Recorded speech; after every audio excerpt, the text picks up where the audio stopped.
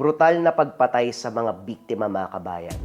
Ito ang pinakakinakatakutan ng sityo kapag nanggambala na ang tinatawag na inkantong aswang o usog-usog. Ang pamamaraan niya ng pambibiktima, mga kabayan, pinupugutan niya ng ulo ang biktima, winawakwak ang tiyan, iniiwang patay. Yan ang kinakatakutan ng lahat ng tao sa sityo. Kaso nga lang ang kalaban niya, dalawang ermitanyo na magkaribal. Ano kaya mangyayari sa kwento? Tunghayan natin, mga kabayan. Mga kabayan, iniimbitahan ko kayong lahat sa ating Facebook Live dito sa official Facebook page ng Ang Ninuno. Mapapansin nyo dyan, mga kabayan, merong verified badge or blue badge. Yan lang ang official Facebook page ng Ang Ninuno, Kwentong Bayan, Pintados at Likha. Yung may blue badge, verified badge. 4 p.m. mag-start ang ating live stream. Magbibigay ako ng 20 to 60% discounts sa lahat ng items sa Likha merchandise. Mga medalyon, necklace, bracelet, coins, and ornaments. Punta kayo, mga kabayan, para may pangregalo kayo sa Pasko. Ang kwentong ito ay hango sa totoong buhay. Mula ito sa isa nating kabayan na itago na lamang natin sa pangalang Onel. Taong 1964. Antique. JD. Ang kwentong ito ay hango sa totoong buhay. Mula ito sa isa nating kabayan na itago na lamang natin sa pangalang Onel. Taong 1964. Bugasong, Antique. Nagsimula ang karanasan nang napadalas ang pagsama ni Onel sa ama. Sa panahong ito, kinakailangang bantayan ang pananim na mais dahil marami ang magnanakaw. Masyado pang binibiro ang may-ari. Sa kalagitnaan ng taniman, mag-iiyaw ng mais. Salitan ang pagbabantay. Sa araw kasi mga aso at iba pang ligaw na hayop ang kalaban. Kapag ganitong oras ang ama na si Tatay Orsing ang magbabantay. Pagsapit naman ng dilim, hanggang sa maghating gabi, si Onel ang papalit. Kapag ang binata ang nakatoka, hindi maiwasang kabahan. Hindi dahil mag-isa sa 10 oras ng gabi, kundi dahil sa uri ng inkanto na kung makapambiktima ay walang tawad. Sa katunayan, nagmula sa mga ninuno ang tungkol sa nilalang na ito. Tinawag sa pangalang usog-usog. Taglay nito ang katawan ng tao, subalit kakaiba ang mga paa at mga kamay. Hindi mo mawari kung saang hayop hiniram. Puno ng balahibo, mahaba ang dila, malaki ang bunganga subalit walang ngipin, mahaba ang bias ng braso at binti. Nangahabol at pumapatay ng tao. Ang kaibahan lang nito sa karamihang halimaw, hindi nangangagat o nananakit. Sa oras kasi na mahuli ka nito, diretso lunok. Ulo at atay ang kinakain niya. Madalas sa biktima pugot na ang ulo kapag natatagpuan. Walang senyales kapag nasa paligid. Malalaman na lang kapag biglang lilitaw na ang nilalang. Kung hindi ka tatakbo, siguradong mamamatay ka. Batay naman sa impormasyon ng mga nakakatanda, wala itong kamatayan. Ang tanging magagawa lang ay tumakbo ng tumakbo hanggang sa makuha mo itong takasan, bagay na imposibleng mangyari. Anak, mamayang hating gabi baka balikan kita. Idlip lang ako sandali. Kinakailangan natin magdoble ingat sa mga kawatan. Halos kalahating sako na rin ang natangay nung nakaraan eh. Kapag may napansin kang kaluskos dyan, tiradurin mo kaagad. Wika ni Tatay Orsing bago magpaalam. Nang si Onel na lang ang naiwan, napabuntong hininga. Hindi mapakali at tingin ng tingin sa lugar. Walang pahinga ang mga mata. Paulit-ulit sa pagsuri.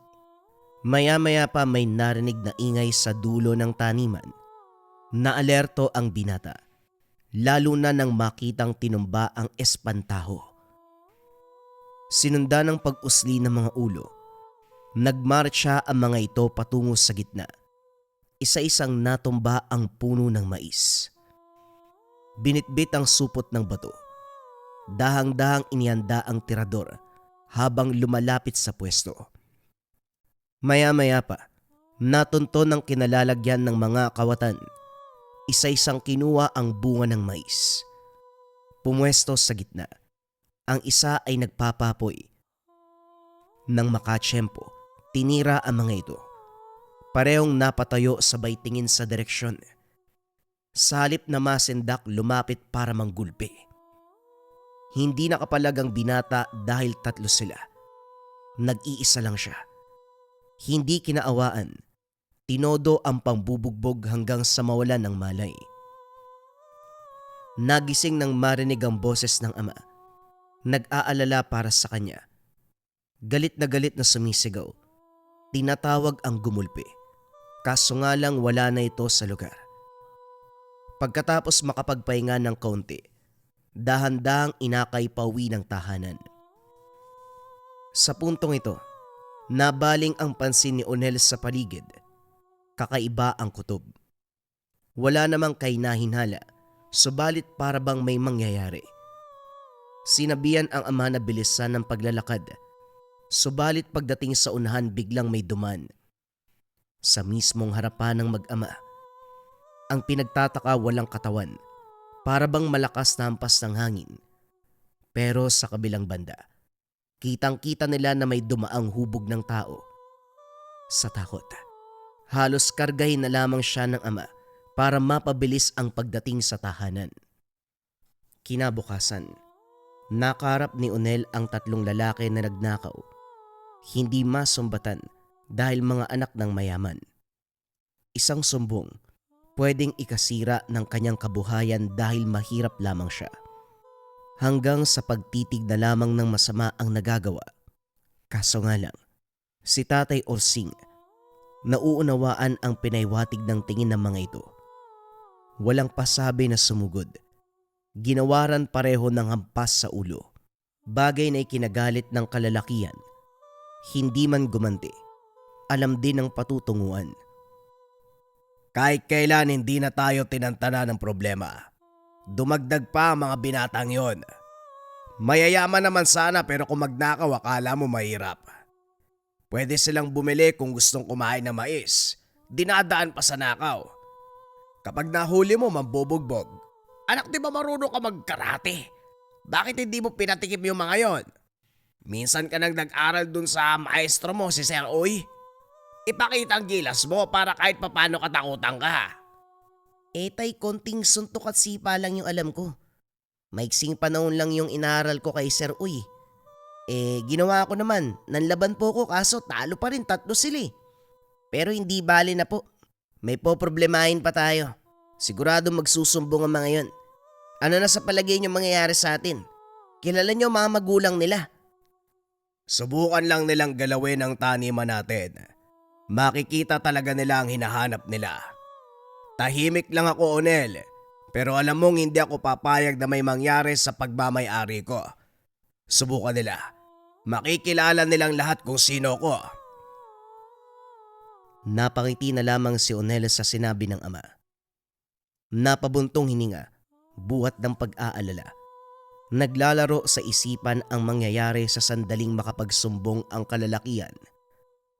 Kagaya ng inasahan, kinagabihan nagtungo sa taniman ang tauhan ng mga ito. Walang pasabing sinimulan ang pagsira ng pananim. Binunot ang bawat puno ng mais. May nagsimula ng sunog. Alisto ang mag-ama. Nilapitan ang mga ito para pigilan. Si Tatay Orsing ang humarap sa mga ito. Samantalang bumalik sa kubo si Onel para kumuha ng tubig. Sa kabutiang palad na apula ang apoy. Ang problema nasira ang kalahati ng pananim. Hindi lang yon. Napaso ang braso ni Tatay Orsing. Nagkaroon din ng pisikalan sa pagitan ng mga ama at mga tauhan. Maya-maya pa naagaw ang pansin ng mga magsasaka. Kung hindi sumaklolo, mapaparami ang pinsala. Maging ang mga ito man, inarereklamo ang mga kalalakian. Pinatos lahat ng taniman, mapamais o palay. Kung hindi kinakain, sadyang sinisira. Gayunpaman, nanatiling tahimik sa takot na mawalan ng kabuhayan. Nang sila na lang ang naiwan, dinamayan ni Onel ang malungkot na ama. Halos isang buwan ng pagkayod para sa isang anihan, mauuwi lamang sa ganitong kaganapan. Sumisikip na rin ang dibdib ng binata habang pinapanood ng ama. Kaya naman naglakad-lakad muna para makalanghap ng hangin. Sa paglilibot sa taniman, napahinto matapos matanaw ang figura sa hindi kalayuan. Nakatayo ito sa kabilang sakahan. Hindi masyadong maliwanag ang buwan, pero kahit papano naaaninag ang mga bagay-bagay. Nang tignan ng mabuti, naguguluhan dahil sa itsura nito. Pinaghalong parte ng hayop at tao. Maya-maya pa sumagi sa isip ang tungkol sa usog-usog. Bago makapagsalita, kumaripas ng takbo pabalik ng kubo. Walang sali-salita na pinatakbo ang ama. Nagtataka ito, pero kumaripas pa rin. Saka lang nalaman sa kalagitnaan ng takbuhan. Binilisan ng hakbang. Nagpang-abot ang kaba at takot. Hindi na alintana kung naiwan ang tsinelas. Nagkahilahan na rin matapos madapa. Ilang ulit nagpalit ng direksyon dahil bumubungad ang halimaw. Sa kabutiang palad nakarating sa bahay bago maabutan, tagaktak ang pawis ng mag-ama. Halos kapusin ng hininga. Sinilip ni Onel ang labas. Bago tuluyang maglaho ang nilalang, nabigyan ng pagkakataon na masilayan. Hindi makapaniwala na sa puntong ito, makikita ng aktwal na anyo ang usog-usog. Lumakad patungo sa kadiliman at saka naglaho. Hindi ko man buong nakita ang itsura, pero sigurado kung usog-usog yon. Ito na ay ikalawang pagkakataon na nakaengkwentro ko yan. Unang karanasan ko nung kabataan pa eh. Muntik na kami ni tatay. Ngayon naman kamuntikan din tayo. Totoo nga talaga ang halimaw na yan. Hindi ka naman nasaktan, ano anak? Umiling si Onel. Napahugot ng hininga ang binata. Siya man, hindi inasahan na sa gabing ito makakatagpo ang nilalang. Hindi muna dumalaw sa taniman si Onel. Nagpapagaling ang binata mula sa pinsala ng pambubugbog. Idagdag pa ang nangyari kagabi. Habang pinupunasan ng sambong ang pasa, napansin ang kakaibang marka sa balat. Bilog na kulay pula. Kipit balikat itong ginamot. Takip silim ng makawi ang ama. Pagod na pagod ito. Dumiretso sa paghiga. Inasikaso na rin ni Onel ang pagbabalat ng dala nitong mga mais. Maya-maya pa mapapansin ang ungol ng ama. Yung bang mahabang paghiyaw, subalit mahina lang ang paglabas ng boses. Binaliwala sa pag-aakalang simpleng panaginip. Pero nang tumagal nakakakilabot na. Dali-daling ginising, sa kabutiang palad ay nagmulat naman. Nabahagi ng ama ang tungkol dito. Aniya parang may sumasakal, parang may nakadagan. Matinding bigat ang diniin sa dibdib, dahilan para kapusan ng hininga. Nagmumukhang panaginip dahil gising pa ang kamalayan. May nakikitang itim na figura. Pinaghalong kabayo at tao ang katawan. Hindi na dapat pang hulaan dahil alam ng ama kung ano ito. Nang magpupunas ng likod ang ama, natigilan ng makita ang pasa. Katulad ito ng sa kanya. Sa puntong ito iba ang kutob ng binata. Gayunpaman, sinubukan pa ring baliwalain ng sagayoy mabawasan ang iniisip. Sa paglipas ng mga araw, balik sa gawain ang binata. Doble kayod dahil may sakit ang ama. Hindi mapakali dahil iniinda nito ang pasa. Walang araw na hindi ito nagreklamo. Minsan may mga gabi na bigla itong uungol. Ganon pa rin ang nangyayari. Nakakakita ng imahe sa panaginip. Naisip ni Onel na lumapit sa albularyo dahil kahit siya man, Unti-unti nang nararanasan ang kababalagan sa oras ng pagtulog. Kaso nga lang, ang albularyo sa lugar, mortal na kaaway ng pamilya. Buntong hiningang nakatitig sa sariling marka. Habang tumatagal ay lalo itong namumula.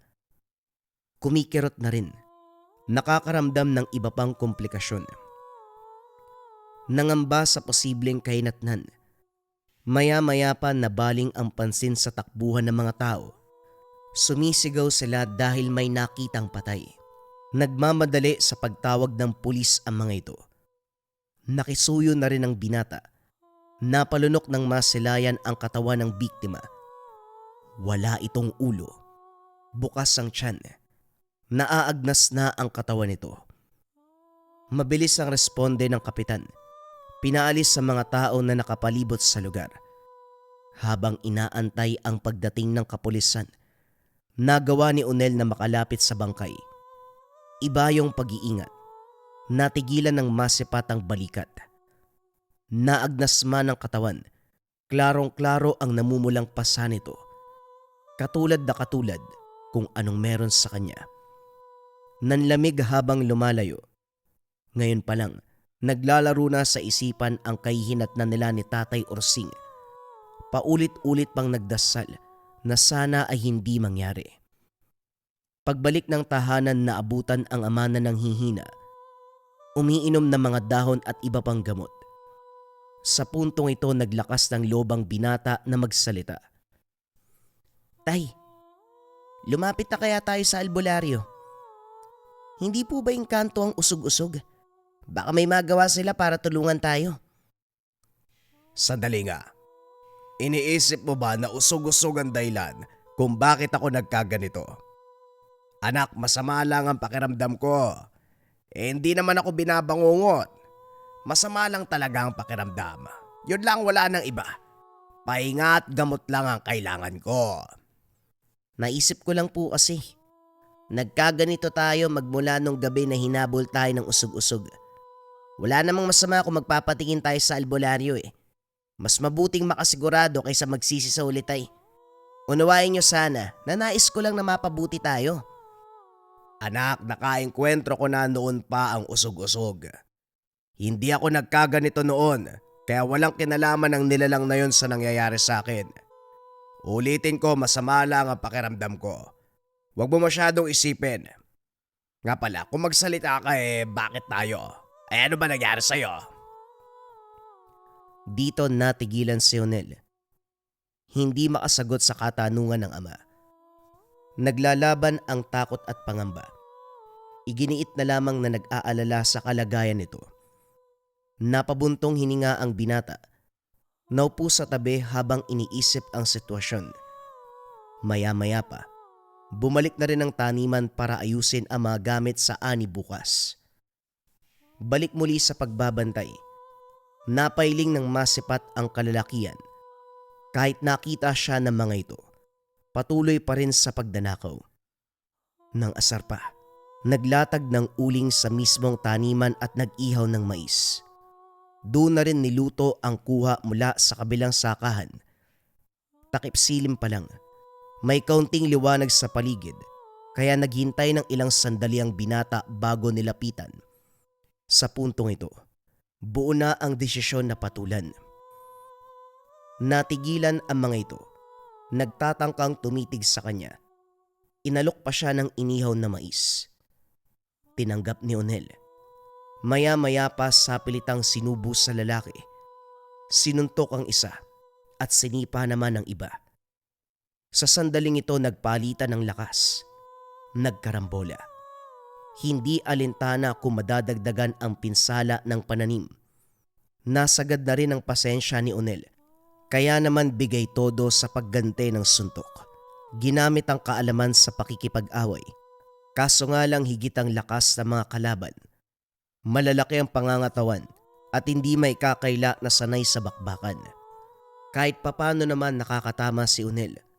Duguan na ang isa sa mga ito. Ang isa ay napuruhan sa maselang bahagi ng katawan. Samantalang ang isa, ang pinakamahirap itumba. Ito ang pinakamalakas sa tatlo. Maya-maya pa natigilan ang binata matapos masuntok sa muka. Bagyang nakaramdam ng pagkahilo. Bago makakilos, sumalubong ang malakas na kamao ng kalaban dahilan para siya ay matumba. Umugong kagad ang tawa ng mga ito. Inaasar si Onel, tinatadyakan. Kinawawa ng kinawawa. Sa sandali na gusto nang bumigay ang katawan ng binata, napahinto ang lahat matapos makarinig ng tunog ng kabayo. Malalakas na yabag na sinundan ng atungal. Naalerto dahil batay sa ingay nito. Nasa malapitan lang. Kung kanina magkakaaway, ngayon ay parabang magkakampi. Nagkaisa sa pagmamatsyag sa paligid. Hindi nagtagal sumigaw ang isa sa kanila. Nang masipatang nilalang, nauna pa ang mga ito sa pagtakbo. Si Onel sa kabilang banda, matagal bago nakakilos. Nilabanan pa ang takot. Nang mapagtantong papalapit sa kinalalagyan ang halimaw, kumaripas na rin ang takbo. Sumasabay sa hingal ang bawat hakbang. Maya-maya pa bumagal ang usad ng tumindi ang pagkahilo. Sa sandaling maabot ng nilalang, isang kamay ang humablot sa binata. Sa parang ito, nailigtas sa halimaw. Sakto namang nakatago ang dalawa. Sumisigaw ang kasama niya na siyang nahuli. Tinangay ito patungo sa kadiliman. Unti-unting nawala ang ingay hanggang sa tuluyan ng tumahimik. Si CJ tinangay. Si Daniel hindi ko alam kung nasaan. Nagkahiwalay kami. Wika ni Troy. Halata pa sa boses ang panginginig. Nasa kubos sila ngayon. Dinamihan ang pagtirik ng mga sulo nang sa gayon maaninag kung may magtatangka. Namayani ang katahimikan. Sa isip ni Onel, naglalaro ang eksena kung saan nilunon ni CJ ang nilalang. Maya-maya pa nagmamadali sa pag-uwi nang sunduin ng kapatid. Dala ang masamang balita para sa ama. Nawala ito.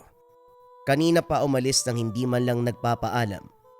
Ayon sa kapatid, para itong nakakita ng multo. Takot na takot siya. Bigla na lang tumakbo sa labas. Hindi nasundan dahil sa sobrang bilis. Hinanap nila. Nakiisa na rin si Troy, subalit hindi matunton ang kinalalagyan. Inabot pa ng umaga sa paghahanap. Hindi mapakali ang magkakapatid, lalo pat wala sa tamang wisyo ang ama. At isa pa, ito ang unang beses na umalis na walang paalam. Sa tirik na araw, sabay-sabay na sinuyod ang bawat sulok ng lugar. Kahit sinong mapagtanungan ay walang nakakita sa ama. Nakarating ng bayan, sumadya sa mga kaanak, kung saan-saan. Kaso wala ni anino ng ama ang natagpuan. Hindi napigilan ang bugso ng damdamin, buhat sa pag-aalala. Namutawi sa bibig ang tungkol sa nilalang. Paano kung kinuha ng usog-usog si tatay? Makikita na lang ba natin siyang bangkay? Huwag naman sana. Usog-usog? Ano? Ano yun? Yung ba yung tumangay kay CJ? Ang kaibigan ko, kailangan ko siyang mahanap. Pinigilan ni Onel ang binata. Pinaunawa rito na delikado na maglibot. Madilim na ang paligid. Hindi nalalayong lilitaw ang nilalang. Naupo ito sa tabi. Inalala ang sandaling kasama ang kaibigan bago mawala. Maya-maya pa tumayo ito. Walang paalam na lumakad. Sumunod na rin si Onel at hindi inasahan na sa tahanan ng albularyo papunta. Pagdungaw pa lang sa pintuan, bumungad ang masamang titig ni Mang Berting. Napaiwas ng tingin si Onel. Pinatuloy sila nito. Nanatiling nakayuko ang binata. Si Troy ang kumausap. Pinaliwanag ang sadya. Pumantig ang tenga ng albularyo nang marinig ang usog-usog. Dumako ang tingin nito sa binata. Mula sa simpleng pagtitig, naging matalim. Pagkatapos ibahagi ang buong kaganapan, bumaling ito sa kanya. Nawawala rin pala ang tatay mo. Ako na mismo magsasabi. Huwag mo nang hanapin kung ayaw mong mapaaga ang pagtawid mo sa kabilang buhay. May marka ka na rin, hindi ba? Yung pasa na kulay pula. At para alam mo, hindi basta-basta ang paglabas ng usog-usog kung walang dahilan. Kapag nagugutom ito, pwede namang iba ang kainin, hindi tao. Pero sa pagkakataong ito, tao ang binibiktima. Mabuti na lang, kinuha na si Ursing. Teka sandali, bakit parang sinisisi niyo si tatay sa paglitaw ng nilalang na yan? Biktima nga rin siya. Malamang yan ang sasabihin mo dahil wala kang alam. Nakainkwentro ng ama mo nung kabataan ang nilalang na yan. At siya mismo ang dahilan kung bakit nakalabas sa lungga ang peste ng halimaw at nagasik ng lagim dito sa lupa. Ang ama mo at lolo mong si Mang Oporyo, silang dalawa ang dapat sisihin dito. Tignan mo, tayo ngayon ang napeperwisyo. Kung hihingi kayo ng tulong para mahanap ang matandang yon, wala kayong maaasahan sa akin. Karma niya yon. Kunot noong tumitig si Onel. Humarap dito at diretsyang nag-usisa. Hindi naman pinagkaita ng katotohanan. Tapat ang pag-amin ng albularyo sa nalalaman. Noong kabataan habang nagtatanim ng palay ang ama ni Tatay Ursing, bata pa lamang ito ng mga sandaling iyon. Nasa kabilang saka naman si Mang Berting. Matyagang nag-aantay kung kailan matatapos ang ama sa pagtatanim. Ang daan na tatahakin pa uwi ay nasa kalagitnaan ng gubat. May nagsasangang daan sa masukal na bahagi ang bubungad. Hila-hila ng ama ni Tatay Ursing ang kalabaw. Maya-maya pa napigtas ang tali at doon ito nagtungo. Sa bahaging iyon pinagbabawal ang ingay upang hindi mabulabog ang mga nilalang. Subalit sa mga oras na ito, nakaligtaan ng mag-ama ang bagay na yun. Panay sigaw kakatawag ng kalabaw. Ang hayop naman, napatuli ng takbo. Dumiretso sa bahagi kung saan pinaniniwala ang nakatira ang usog-usog. Matindi ang takot nila habang sinusubukang makuha ang kalabaw. Ilang sandali ang lumipas. Nailabas sama ng alaga. Kagad silang lumisan sa lugar. Kaso nga lang, nakarinig sila ng mabilis na yapak. Nagkaroon ng habulan ng mga sandaling ito. Mabuti na lang hindi ito naglakas ng loob ng mga biktima sa kadahilan ng maraming tao ang nakasalubong sa daan. Ang halimaw na ito, hindi kikilos kapag maraming nakapalibot. Si Mang Oporyo namatay. Natabunan ng gumuhong lupa. Pero hindi ako naniniwala na yon ang trahedyang kumitil ng buhay niya. Pugot ang ulo nito ng matagpuan. Bukas ang tiyan. Wala nang atay. Masama man ang panahon ng oras na yon. Hindi ako kumbinsido na magagawa ng ganong bagyo ang pagpatay sa tao. Nakita nyo na rin ang itsura ng biktima ng usog-usog, hindi ba? Pugot ang ulo, agnas ang katawan, wala nang atay. Napalunok si Onel sa narinig.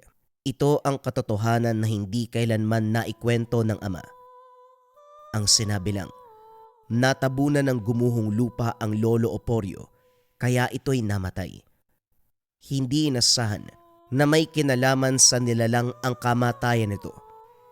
Ngayong alam na ang tungkol dito, lalong naguluhan sa gagawin. Samot-saring kaisipan ang sumasagi. Kabilang narito kung paanong ililigtas ang ama kung talagang hawak ito ng nilalang. Si Mang Berting naman ay hindi makumbinsi. Pinanghahawakan ang galit nito sa kanyang ama. Sa puntong ito, napapaiyak na lamang si Onel habang iniisip ang sitwasyon. Pare, huwag ka mag-alala. Bibigay din si Mang Berting. Matagal ko nang kilala ang taong yan. Trabador siya ni Papa sa loob ng maraming taon. May ugali pero kalaunan lalambot din yan. Wala rin kasi kung maitulong eh. Ano bang alam ko sa pakikipaglaban sa isang engkanto? Mga kaibigan ko nga, hindi ko alam kung nasaan eh. Yung isa siguro patay na. Yung isa wala akong ideya. Napatitig si Onel sa binata. Parang kailan lang halos patayin siya sa bugbog nito. Gayunpaman, Hindi na inisip pa. Ang importante ngayon may kakampi at hindi nag-iisa. Nagkasundo sila Troy na magsama-sama saan man magpunta. Kung paghahanap sa nawawalang kaibigan at pamilya ang pag-uusapan, naging maingat sa bawat lakad, alinsunod sa payo ni Tatay Berting. Binigyan sila ng habak na siyang bahalang pumrotekta sa kanila. Nag-abot na rin ng balisong na aniya may basbas ng karunungan. Ito man, nagbigay ng payo kung paanong haharapin ang usog-usog kung sakali man na makatagpo nila. Naglibot muli sa kakawyan. Sa puntong ito, nakaisip si Onel na puntahan ang bahagi kung saan pinaniniwala ang nakatira ang nilalang. Nung una hindi sang-ayon si Troy, pero kalaunan ay pumayag na rin, sabay na hinarapang pagsubok. Sinadyang takip-silim magtungo dahil ayon kay Mang Berting, posibleng nasa paligid ang halimaw sa ganitong oras. Inihanda ng mga binata ang habak, patalim at ang langis na pinuslit sa albularyo. Bawat takbang sinasabayan ng pagbuntong hininga. Habang papalapit sa lugar, hindi may tatanggi ang bigat ng pakiramdam. Animoy may pinasang sako ng bigas sa magkabilang balikat. At hindi lang yun, para bang may pumipigil sa hangin upang hindi ito malanghap. Matapos ang pag-uusap ng ilang metro, kumalabit si Troy. Sandali, parang hindi na ako makahinga. May mali yata dito eh. Paano kung ngayon pa lang, alam na ng halimaw na nandito tayo kaya ginagawa niya yan? Mas mabuti ng ganun. Ito naman ang sadya natin eh. Makarap ang halimaw na yan. Ihanda mo ang sarili mo. Susugurin natin kapag nariyan na. Masyado ka namang matapang. O siya, tignan natin kung hanggang saan tayo aabot. Nang mga sandaling ito, lalo pang bumigat ang pakiramdam. Kinakapos ng hininga na parabang wala ng hangin sa puntong iyon. Maya-maya pa maririnig ang nakakakilabot na ingay. Animoy sabay sa pag-atungal ang mabangis na hayop sa lugar. Hindi naglaon. Kapansin-pansin ang presensya ng usog-usog. Sigurado ang mga binata dahil tumugma sa paglalarawan ni Mang Berting ang pinaparamdam nito. Naganap ng pwesto ang dalawa. Matyagang nag-antay sa paglitaw ng nilalang. Makaraan ng ilang sandali, umalingasaw ang napakabahong amoy, yung tipong bulok na laman at dugo. Hindi nagtagal tumayo ang mga binata para lumipat, subalit sa puntong lumakad, naapakan ng bagay. Parehong napatalon sa gulat. Nang mapagtanto kung ano ito, walang iba kung hindi bangkay. Kagad nakilala sa suot na damit. Si CJ. Panlalamig ang naramdaman ni Onel at Troy habang nakatitig sa pugot na katawan. Nilalangaw na ito. Nagsimula na ang pagkaagnas ng bangkay. Bago makakilos, napalingon ng may umangil. Sa puntong ito tanaw sa kalayuan ang figura ng usog-usog. Kung hindi papansinin, animoy ligaw na hayop lang. Pero kung tititigang mabuti, mararamdaman mong unti-unti kang nilalamon. Otomatikong sumugod ang dalawa palapit dito. Kumilos na rin ang nilalang. Pinaunlakan ang katapangan ng mga binata. Kumaripas ng takbo palapit. Kaso nga lang, habang lumalapit ay lalong nakakatakot ang itsura nito. Wala sa sariling bumalik ang mga binata. Kumaripas ng takbo papalayo. Parehong binalot ng takot ang katauhan. Ang tanging nasa isip lang ay makaligtas. Ito nga ang nangyari. Sa kabutiang palad nakaalis sa lugar bago mapuruhan ng nilalang. Nang makalayo, narinig pa nila ang atungal nito na parabang pinagtatawanan sila. Yan ang napala niyong dalawa. Sabing delikadong nilalang ang usog-usog. Talagang sumugod pa kayo. O anong napala niyo? Bahala na. Basta alam ng halimaw na merong naghahamon sa kanya. Sigurado kung matatakot yun. Ngayon pa na merong nagnanais na pumuksa sa kanya. Ang taas ng tingin sa sarili. Bakit? Anong nagawa ng kagaya mong mangmang sa ganitong bagay? Huwag kang magmarunong, Onel. Ang mga kakilala kong albularyo na matataas ang kaalaman, hindi sinusubukang labanan ang nilalang na yon. Ikaw pa kaya na, di katiting, walang alam na karunungan. Yun na nga po ang problema, Manong. Kayo ang may karunungan, hindi man lang naisip na pagplanuhan ng pagpuksa ng nilalang. O, delikado. Wala namang halimaw na hindi delikado, tama? Lahat sila nakakatakot, nakakakilabot, banta sa buhay ng bawat tao. Hindi ba? Nakatakda kayong kalabanin ng ganitong klase ng nilalang? Kaya kayo may karunungan para puksain sila. Pero ano ba't duwag pa kayo sa katulad kong mangmang? Dali-daling pumagitna si Troy nang mapansin ang nabubuong tensyon. Inawat bago mapagbuhatan ng kamay ng albularyo si Onel. Subalit si Mang Berting, ang tipo ng tao na ipaglalaban ang sarili. Magdahan-dahan ka sa pananalita mo, bata. Wala kang alam. Kaya wala kang karapatan na magsalita laban sa akin o sa amin na may karunungan. Madaling humusga, pero tandaan mo, wala kang alam. Sa kabilang banda, naunawaan ni Onel ang pinupunto ng matanda. Sadyang nadala siya ng emosyon. Bumalik sa lugar. Sa puntong ito naabutan ang mga tauhan ng ama ni CJ. Naroon din ang mga magulang. Nakiusap na wag ipagsabi sa iba ang tungkol dito nang sa gayon maprotektahan ang pangalan. Napailing na lamang si Onel na sanay na sa kalakaran ng mayayaman pagdating sa issue. Nang makalis sa mga ito kasama ang bangkay ng anak, nanatili sina Onel at Troy para matyaga ng lugar. Tirik ang araw kaya walang problema. Sa ganitong oras hindi magkakamali sa pagpaparamdam ang nilalang. Kung titignan ang lugar ay wala namang pinagkaiba sa tipikal na gubat. Normal ang hangin. Walang kahinahinalang mapapansin. Nagpatuloy sa pagsuri, subalit walang mahanap na bakas ng usog-usog. Naglibot pa rin sa paligid. Hindi nagtagal nakaamoy ng malansa. Sinundan nito at bumungad ang katawan ni Daniel. Pugot ang ulo. Agnas. Bukas ang tiyan. Nagmamadali sa pagsuri sa lugar. Bawat masukal tinignan. Pero ito lang ang natagpuan. Sa kabilang banda hindi mapakali si Onel. Nahanap ang mga kaibigan ni Troy na halos kasabayan lang ng ama nung mawala. Itutuloy sana ang paglilibot ng may matandang lumitaw. Masama ang tingin. Maigpit ang hawak sa itak. Sa kabilang kamay naman ay may handang lubid. Umatras sina Onel at Troy. Agarang nagsalita para kuhain ang loob ng matanda. Kaso nga lang, hindi to ang tipo ng tao na madaling kausapin. Tinitigan lang sila. Hindi mababakas sa mukha na pinaniniwalaan ang sinasabi nila.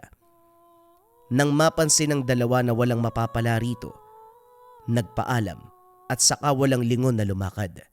Sa pananahimik ni Onel, sumagi sa isip ang matanda. Sa pormahan nito halatang may nalalaman tungkol sa lugar. Pagkatapos makapag-isip ng mabuti, kinausap si Troy para sa binabalak. Nais ng binatang alamin ang katauhan ng matanda. Kung sakali mang may karunungan, ito ang hihingian ng saklolo. Pumayag ang kaibigan. Ito din ang naisip kaya nagmamadaling pinuntahan. Sa lugar lang din sila nag-intay kung kailan ito lilitaw. Walang ideya kung sino at saan nakatira. Sa kabutiang palad pinagbigyan ng pagkakataon na aktuan nitong dumaan. Bitbit pa rin ang itak, mahabang lubid. Kagaya noon masama ang titig sa kanila. Ano bang inilagi nyo sa lugar na ito? Hindi ba nakaabot sa pandinig nyo na may nakatira ditong engkanto? Yan nga po ang dahilan kung bakit nandito kami. Ang engkantong usog-usog ang sadya namin. Pinaslang nito mga kaibigan ni Troy. Nasa kanya rin ang tatay ko na hanggang sa ngayon ay hindi pa mahanap. May kapitbahay na rin kaming nabiktima. Kayo po ba? Anong alam niyo sa engkantong to? Huhulaan ko. Gusto nyo lang malaman kung sino talaga ako, hindi ba? Mga batang to, walang magawa sa buhay kung hindi alamin ang mga bagay-bagay na pumupukaw ng kanilang kuryosidad. Umuwi na kayo bago pa dumilim. Manong, kailangan po namin ng tulong nyo pakiusap. Sakluluan nyo po kami. Kung may karunungan kayo, ikaw na lang po makakatulong sa amin. Napabuntong hininga ang matanda. Napailing na lamang pagkatapos talikuran ang mga ito. Nagmadali sa pagsunod sina Onel at Troy. Napahinto ng lumingon ang matanda. Hindi kayo maaaring sumunod sa akin. Ayokong matunto ng kahit na sino ang bahay ko. Ano ba talagang gusto nyo? Bakit ayaw nyo kung tadtanan? Magpapatulong nga po kami sa inyo, Manong. Pakiusap lang po. Hindi ko na alam kung anong nangyayari kay tatay. Ilang araw na namin siyang hindi nakikita. Yung mga kasabayan niyang nawala natagpuan namin walang buhay. Ayoko sapitin nyo ng tatay ko. Baka naman nilayasan ka lang talaga ng tatay mo, iho. Mabuti pa wag na kayo mag-aksaya ng oras. Ipagdasal nyo na lang na mapuksa ng manunugis ang usog-usog para magkaroon ng hustisya ang mga biktima nito. Sa kabila ng pangungumbinsi, hindi nagpatinag sina Onel at Troy. Palihim na sinundan ng matanda hanggang sa marating ang tahanan. Mula roon, tanaw itong naghahanda ng mga dahon. Batay sa mga sangkap at nasipat na gamit, pinagpalagay ng mga binata na isa itong manggagamot. Nang dali ng gamot sa pasyente, biglang nakaramdam ng kaba si Onel. May kung anong humila para lapitan ng bahay. Hindi nagsisi dahil mula sa papag. Nasipat ang ama, nakasalukuyang ginagamot. Napabuntong hininga ang matanda nang makita silang pumasok. Dala ng emosyon, wala sa sariling hinakap ni Onel ang ama. Pinaliwanag ng manggagamot ang sitwasyon. Natagpuan itong wala sa wisyo. Kumaripas ng takbo sa gubat. Nang mapansin na napapasa ilalim ng puwersa, kagad sinakluluhan. Mahina ang katawan kaya sinikap magamot para bumalik ang lakas at makausap. Ngayong nandito na si Onel, naliwanagan ang matanda sa pagkakakilanlan ng pasyente. Hindi madali ang pinagdaanan ng ama mo. Gusto nang nilalang na baliwin. Pahirapan ng matagal. Malalim ang galit ng halimaw, kaya ito ang parusa. Hindi malinaw kung ano pero parang may katagalan na magmula ng magkimkim ng saloobin. Inaantay ko siyang magkamalay para kausapin. Kaunti na lang, magkakalakas na ang ama mo. Wika ng manggagamot na nagpakilalang mangpuring. Nakahinga si Onel. Abot langit ang pagpapasalamat sa matanda. Ngayong natagpuan ng ama, nabawasan ang iisipin. Nagbago na rin ang balak. Uurong sa plano na harapin ang usog-usog, bagay na kinontra ni Troy. Teka sandali naman, hindi ba magkasama tayo rito? Sinamahan kita sa lahat ng lakad sa paghanap ng tatay mo. Ngayong natagpuan mo, iiwan mo ko.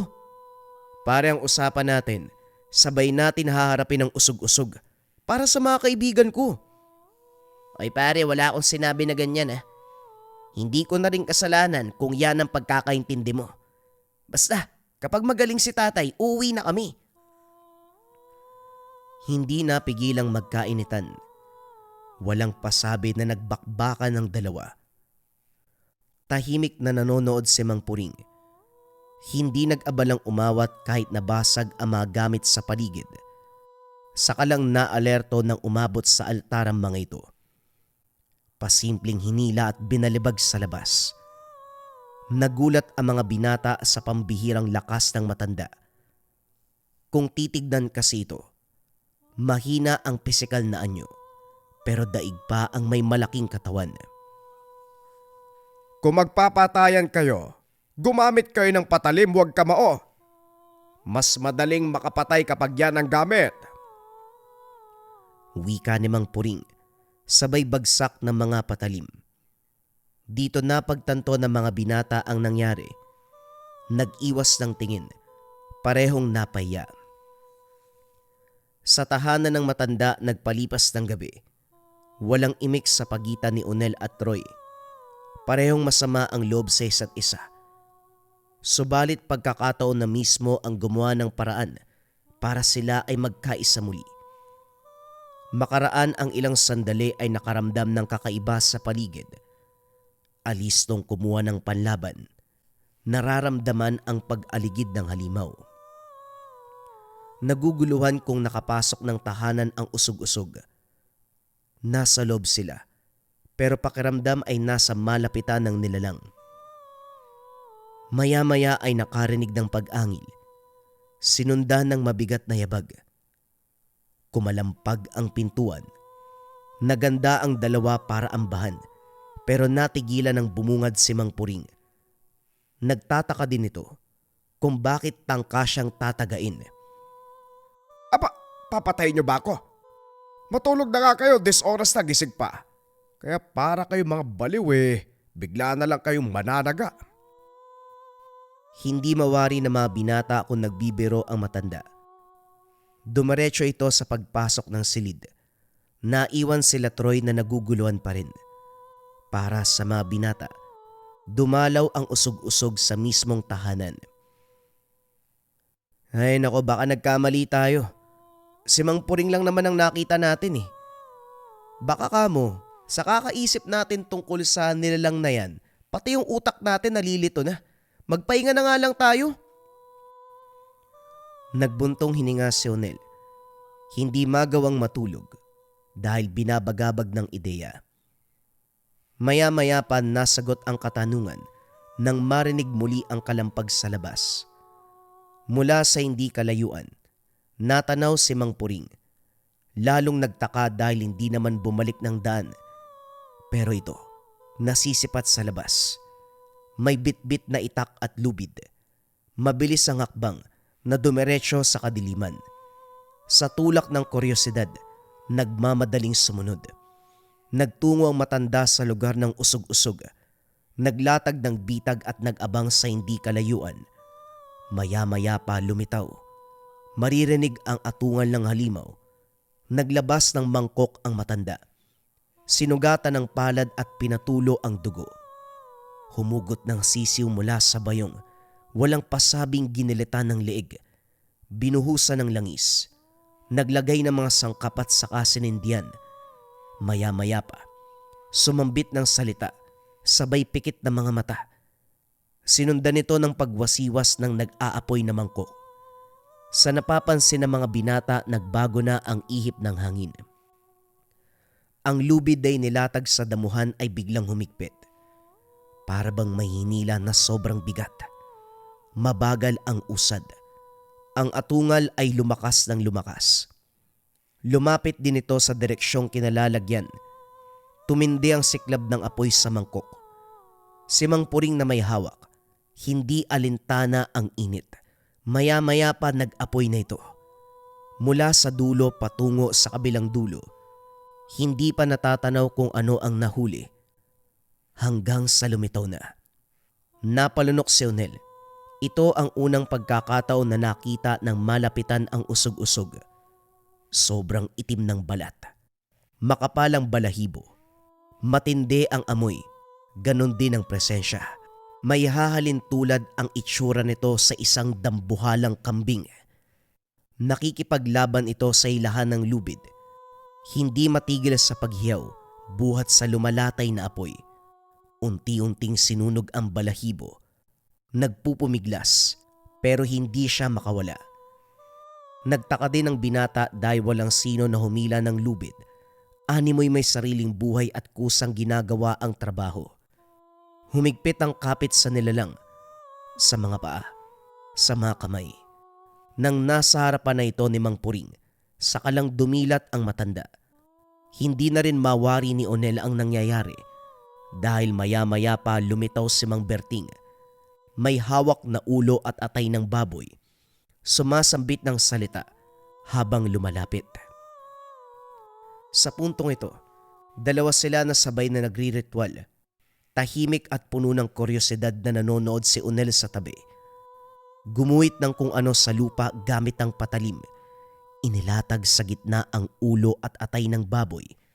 Binuhusan ng langis at sinindihan. Pagkatapos ay sabay silang sumambit ng mga salita habang hawak ang kandila. Sinasabayan ito ng kumpas at biglang hataw ng patalim sa kahanginan. Maya-maya pa hindi na magkamayaw ang nilalang. Makikitaan ng takot ang muka. Naubos ang makapal na balahibo. Nagdugo ang mga kamay at paa sa walang tigil na pagpupumiglas. Hindi naglaon umatungal at naglabas ng kapangyarihan. Napigtas ang lubid sa paa. Nagsimulang sumugod sa matatanda. Sa kabila nito hindi nasindak si Mang Puring at Mang Berting. Nilapitan ang inilahad na ulo at atay ng baboy. Sa pagsambit ng orasyon, sinabayan ng saksak. Napatras ang nilalang. Ang lubid naman ay bumalik sa pagkapit. Biyag muli ang halimaw at sa puntong ito ay wala ng takas. Sinimulan ni Mang Puring ang atake. Kumuha ng lubid mula sa bayong. Binasbasan, sinindihan at walang tigil na hinataw ang nilalang. Sa bawat latay nagiiwan ng sugat. Lalo pang napayaw ang halimaw. Hindi lang yun. Makaraan ng ilang sandali ay dahan-dahan ng napaluhod. Habol ang hininga. Si Mang Berting sa kabilang banda, binuka ang bibig ng nilalang. Isa-isang pinasok ang ulo at atay ng baboy. Nang laki ang mga mata ng halimaw ng sindihan ng bibig. Dito natanggap ang kapalaran. Sakto lang na nakalayo ang matatanda. Sumabog ang katawan nito. Nang ibalik ni Unel ang tingin, walang naabutan kung hindi ang umaapoy na usok. Unti-unti ring nawala matapos tangayin ng hangin. Nang dumako ang pansin sa matatanda, patuloy pa rin sa pagriritual. Pero sa puntong ito, buhay na manok ang inilibing sa mismong kinakatayuan ng usog-usog kanina. Tinapos sa pamamagitan ng pagtarak ng patalim na nagsisilbing palatandaan na doon nakabaon ang alay para sa nilalang. Tahimik na umuwi si Unel. Hindi pinaalam sa mga ito na nasaksihan ang buong kaganapan. Sumakto ang pagkakataon na numbalik na ang lakas ng ama. Matapos makapagpaalam at makapagpasalamat ay nilisan na ang lugar. Ilang araw na magmula nang mapanood ang labanan sa pagitan ni Mang Puring, Mang Berting at ng usog-usog. Napuksaman ang nilalang. Hindi pa rin mapalagay lalo na sa katauhan ni Mang Puring at koneksyon nito kay Mang Berting. Bago tumalikod sa mga oras na yun, napansin ang pakikitungo sa isa't isa. Para bang mortal na kaaway. Walang paalam, kanya-kanya sa pag-alis. Nang balikan ng tahanan hindi na mahagilap si Mang Puring, naunawaan ng binata kung lumipat ito. Mahahalata na ayaw malaman ng mga tao ang tinitirhan. Subalit kung si Mang Berting ang pag-uusapan, walang ideya kung bakit bigla itong naglaho. Maging si Troy, napapatanong kung nasaan ito. Sa nangyari ay napabuntong hininga na lamang si Unel. Sa pagkakatanda, nagbabantay lang sana ng pananim laban sa mga kawatan. Biglang umiksena ang presensya ng usog-usog.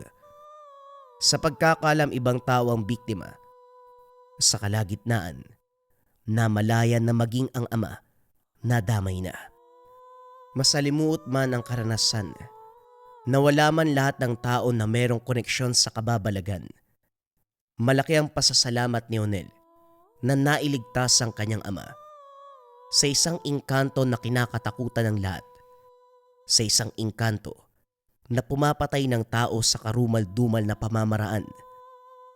Engkanto ng kamatayan o mas kilala sa katawagan na usog-usog. 3 patotoo sa Marahuyo Bracelet Depensa Espiritual Rebuelta o baliksumpa. Unang kabayan, pagkasuot ng marahuyo bracelet, kinabukasan. Naospital yung mangkukulam na gumagambala sa kanila. Ikalawang kabayan, problema sa pagtulog ng maraming taon, ginagambala sa gabi. Magmula nang masuot ang marahuyo bracelet, nagkaroon ng payapang pagtulog at hindi na nananaginip ng kung ano-anong elemento, maging ng mga itim na anino. Ikatlong kabayan, ang kaibigan na mangkukulam. Ilang buwan ng pagdurusa sa sakit na hindi gumagaling. Magmula nang masuot ang marahuyo bracelet ay nagbago ang lahat. Nasanggi ng kaibigan niya ang marahuyo at bagyang napaso ito. Magmula ng araw na yon naging mailap na ang kaibigan niya, kasabay ng paggaling niya sa karamdaman ay siya namang pagkakasakit ng kaibigan niya.